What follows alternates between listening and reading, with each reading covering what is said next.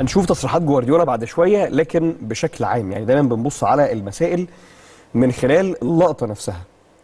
هو الجديد ان هالاند يتخانق، ده رقم واحد، يعني انه يخش في نقاش مع جوارديولا في حاجه، ده رقم واحد. رقم اتنين، هل اللقطه دي اتكررت بشكل او باخر بما يجعله موضوع، ولا هي حاجه عابره حصلت مره وخلاص انتهينا على كده؟ لا، ما اتكررتش مع هالاند.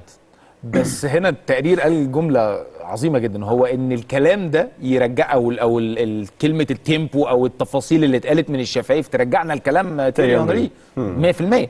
لان في النهايه انت بتتكلم في لاعب هداف قاتل داخل منطقه الجزاء، لكنه لا يشارك بشكل كبير في منظومه اللعب، وبدأ يشارك مع نهايات الموسم الماضي لما جوارديولا بدأ يشتغل على البلان بي اللي هي الكرة الطويلة فيستلم هالاند دي بروين يروح بالظبط. فاتكررت في مباراة أرسنال مثلا في الهدف الأول، اتكررت في مباراة بايرن ميونخ العودة في هدف هالاند نفسه لما الكرة اتلعبت طولية من ستونز، استلمها عمل الدبل باس مع دي بروين وانطلق في المباراة في المرتين وكانت النتيجة أهداف.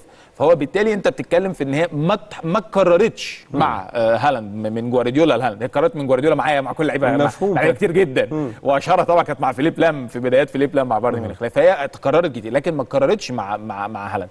لكن خليني اقول لك ان هنري لما اتكلم عن الموضوع اتكلم عنه وضرب مثل بنفسه. هو تيري هنري بصراحه واحد من، طبعا هو اسطوره من اساطير اعظم حد بيشرح في الدنيا بالظبط. يعني هو سيبك منه كلاعب، وهو بيتكلم اعظم حد بيشرح في الدنيا حرفيا.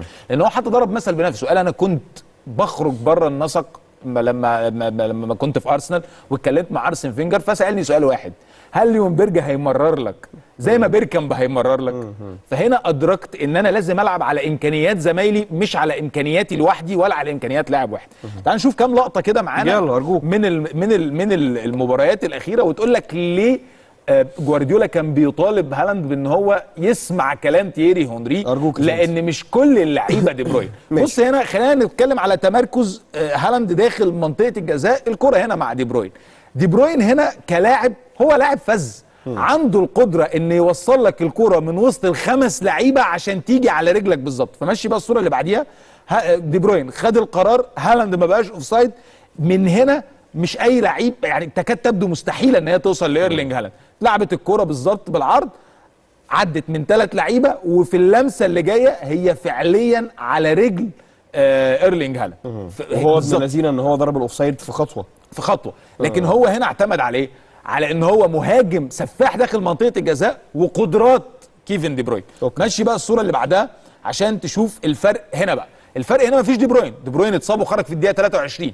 هنا هالاند بدا يخرج شويه بره اللعبه، هو عايز نفس التمريره بتاعه دي بروين. ماشي بقى الهجمه، فودن لكايل ووكر، خطوه كمان هتلاقي ان هالاند واقف مستني تمريره شبه بتاعه دي بروين عشان يبقى اقرب للمرمى. لكن هي الحقيقه ان اللي خد المكان الصحيح عشان يدخل في اللعبه هو جوليان الفاريز. فالتمريره اتلعبت الباك باص الطبيعي. هنا انت بتتكلم في كره طبيعيه فلات لجوليان الفاريز اللي سندها تاني لهالاند، اللي بالمناسبه ترجمه الهدف، لكن هدف وصل لهالاند في مدرسته القديمه. وحاجه ثانيه يا عمر، ممكن نرجع صورتين يا جماعه، نرجع ورا صورتين اللي يدل على كلام عمر يا جماعه. احيانا انه المهاجم الرقم 9 اللي بيكون بالحاله دي ساعات ياخد الباك على القايم البعيد، فتفضي المساحه للي جاي وراه، هو اللي يروح يقابل. لكن هو هنا واقف في الحته اللي فيها زحمه، اللي لو الكره اتلعبت هيكون في زحمه.